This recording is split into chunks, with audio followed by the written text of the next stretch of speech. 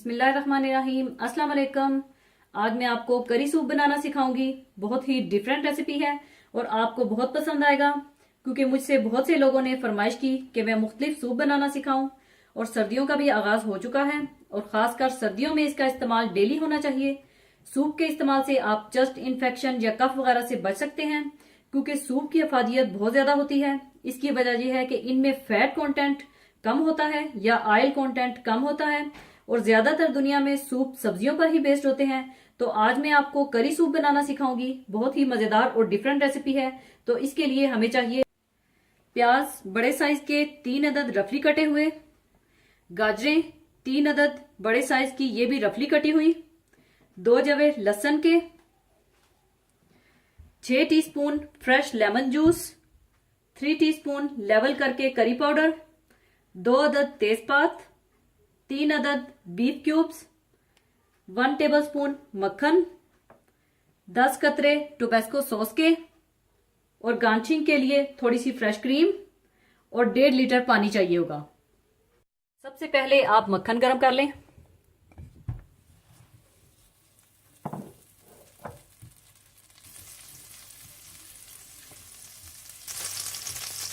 और इसमें आप प्याज और गाजरें डाल दें।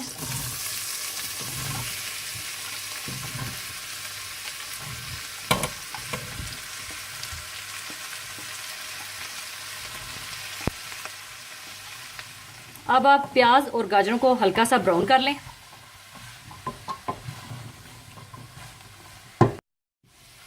प्याज और गाजरें जब हल्की सी ब्राउन हो जाएं, तो आप इसमें fresh lemon juice, curry powder, तेज पत्ते, लहसुन और बीफ क्यूब्स डाल दें।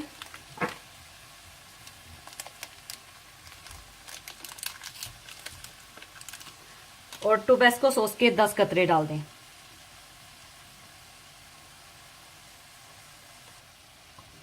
और अच्छी तरह से मिला लें।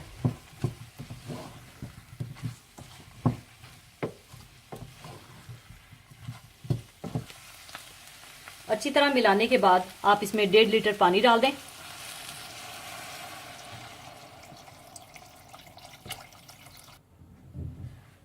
और अच्छी तरह से मिला लें।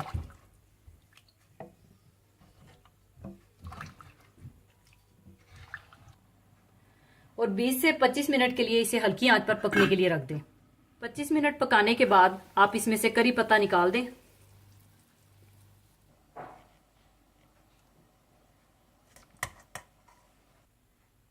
इसके बाद आप इसे अच्छी तरह से ब्लेंड कर लें।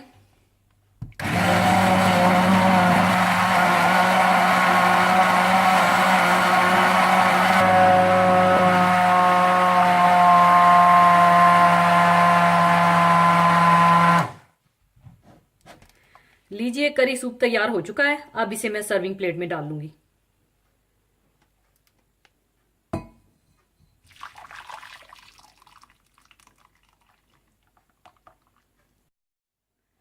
ऊपर आप फ्रेश क्रीम डाल दें।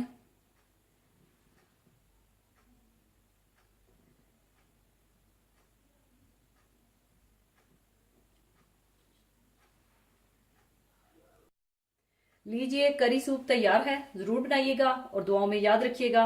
और जाने से पहले एक हदीसे पाक शेयर करती जाऊं। हदीसे पाक इस तरह से है। हजरत जरीर बिन अब्दुल्ला से रवायत है कि रसूलुल्लाह सल्लल्लाहु अलैहि वसल्लम ने इरशाद फरमाया, वो लोग अल्लाह ताला की खास रहमत से महरूम रहेंगे जिनके दिलों में दूसरे आदमियों के लिए रहम नहीं और जो दूसरों पर तरस नहीं खाते। यानी इस हदीस का मतलब इस तरह से है कि रहमत दरअसल अल्लाह ताला की खास सिफ्त है। रहमान और रहीम अल्लाह ताला के खास नाम हैं। यानी अल्लाह ताला बहुत रहम फरमाने वाला है। दुनिया में अल्लाह ताला की रहमत आम है, जिससे बिला तखसीस काफिर व मोमिन सब फैज़याब हो रहे हैं। और आखिरत में इसकी रहमत सिर्फ मोमिनीन के लिए खास होगी। जिन बंदों में अल्लाह ताला की इस सिफ्त का जितना अक्स है, वो अल्लाह ताला की रहमत के इतने ही मुस्तहिक हैं। और जो जिस कदर बेरहम है, वो अल्लाह ताला की रहमत से इसी कदर महरूम रहने वाले हैं। इस हदीस में आदमी का लफ्ज आम है, जो मोमिन और काफिर और मुत्तकी और फाजिर सब के लिए है। और बिलाशुबा रहम सबका हक है। काफिर व फाजिर के साथ सच्ची रहमदिली का सबसे बड़ा तकाजा ये होना चाहिए कि इसके कुफ्र के अंजाम का हमारे दिल में दर्द हो और हम उससे इसको बचाने की कोशिश करें। रसूलुल्लाह सल्लल्लाहु अलैहि वसल्लम की सीरत तैयबा का हर गोशा हमारे सामने खुली किताब की तरह है।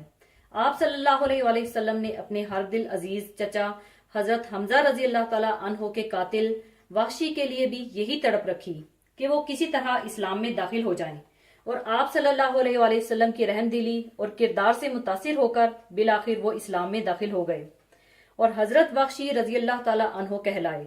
इसके अलावा ख्वाह वो मोमिन हो या काफिर हो, हर एक को दुनियावी और जिस्मानी तकालीफ से बचाना और उसकी फिक्र करना भी यकीनन रहमदिली में शामिल है। इसी तरह हमारे जाती मामलात में किसी से कोई गलती या हक तलफी हो जाए तो उसे माफ कर देना, ये भी रहमदिली की इंतहाई अफजल व आला किस्म है। ऐसा करने से अल्लाह ताला अपने फजलो करम से ऐसे बंदों की खामियां कोताहियां माफ फरमाता है और इसके दर्जात बुलंद फरमाता है। करो मेहरबानी तुम अहले जमी पर, खुदा मेहरबान होगा अर्शे बरी पर। इसी के साथ मैं आपसे इजाजत चाहूंगी। अपना बहुत ख्याल रखिएगा और दुआओं में याद रखिएगा। अल्लाह हाफिज।